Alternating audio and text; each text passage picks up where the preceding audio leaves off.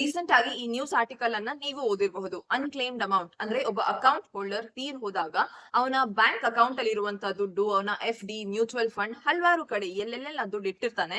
ಆ ದುಡ್ಡನ್ನ ಕ್ಲೇಮ್ ಮಾಡೋದಕ್ಕೆ ಅವನ ಲೀಗಲ್ ಹೇರ್ಸ್, ಮಕ್ಕಳು, ಹೆಂಡತಿ ಯಾರು ಬರೋದಿಲ್ಲ.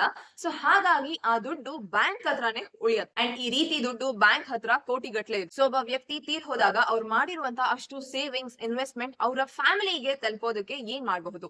ಮೋಸ್ಟ್ ಇಂಪಾರ್ಟೆಂಟ್, ನಿಮ್ಮ ಫ್ಯಾಮಿಲಿ, ನಿಮ್ಮ ಹಸ್ಬೆಂಡ್, ವೈಫ್ ಅಥವಾ ನಿಮ್ಮ ಮಕ್ಕಳಿಗೆ ಮೊದಲು ತಿಳಿಸಿ ದಟ್ ನೀವು ಎಲ್ಲೆಲ್ಲೆಲ್ಲ ದುಡ್ಡನ್ನ ಇನ್ವೆಸ್ಟ್ ಮಾಡಿದಿರಿ, ಎಷ್ಟು ನಿಮ್ಮ FD ಯಾವ ಕಡೆ ಇನ್ವೆಸ್ಟ್ ಮಾಡಿದಿರಿ, ಯಾವ ಬ್ಯಾಂಕ್ ಅಲ್ಲಿ ನಿಮ್ಮ ಅಕೌಂಟ್ ಇದೆ, ಇದನ್ನೆಲ್ಲ ಸಾಧ್ಯವಾದ್ರೆ ಒಂದು ಡೈರಿಯಲ್ಲಿ ಬರೆದು ಡೀಟೇಲ್ಸ್ ಅನ್ನ ಇಟ್ಕೊಳ್ಳೋದು ವಾಸಿ. ನಿಮ್ಮ ಅಕೌಂಟ್ ಅನ್ನ ಜಾಯಿಂಟ್ ಅಕೌಂಟ್ ಆಗಿ ಓಪನ್ ಮಾಡಿ, ನಿಮ್ಮ ತಂದೆ ತಾಯಿ ಅಥವಾ ಹಸ್ಬೆಂಡ್ ಅಂಡ್ ವೈಫ್ ಜೊತೆಗೆ. ಅಂಡ್ ನಿಮ್ಮ ಪ್ರತಿಯೊಂದು ಅಕೌಂಟ್ ಅಲ್ಲೂ ನಾಮಿನಿಯನ್ನ ಮೆನ್ಷನ್ ಮಾಡಿ, ಸೊ ದಟ್ ಆ ದುಡ್ಡು ಡೈರೆಕ್ಟ್ ಆಗಿ ನಾಮಿನಿಗೆ ರೀಚ್ ಆಗುತ್ತೆ, ಯಾವುದೇ ತೊಂದರೆ ಇಲ್ಲದೆ. ಮೇನ್ ಪ್ರಾಬ್ಲಮ್ ರೈಸ್ ಆಗದೆ ನೀವು ಜಾಯಿಂಟ್ ಅಕೌಂಟ್ ಇಲ್ಲ ಹಾಗೂ ನಾಮಿನಿನ ಎಲ್ಲೂ ಮೆನ್ಷನ್ ಮಾಡಿಲ್ಲ ಅಂತಂದಾಗ ತೀರ್ ಹೋದಂತ ವ್ಯಕ್ತಿಯ ಲೀಗಲ್ ಹೇರ್ಸ್ ವಿಲ್ ಅನ್ನ ಶೋ ಮಾಡ್ಬೇಕಾಗತ್ತೆ. ವಿಲ್ ಕೂಡ ಬರೆದಿಲ್ಲ ಅಂತ ಅನ್ನುವಂತ ಪಕ್ಷದಲ್ಲಿ ಡೈಡ್ ಇಂಟರ್ಸ್ಟೇಟ್ ಅಂತ ಕರಿತೀವಿ.